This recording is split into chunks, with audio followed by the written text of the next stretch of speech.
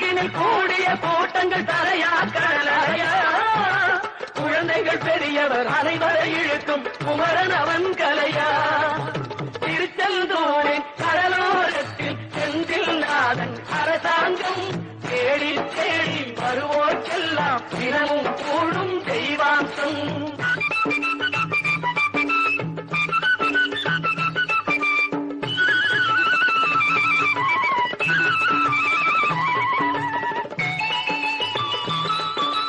மங்கையரின் குங்குமத்தை காக்கும் முகம் ஒன்று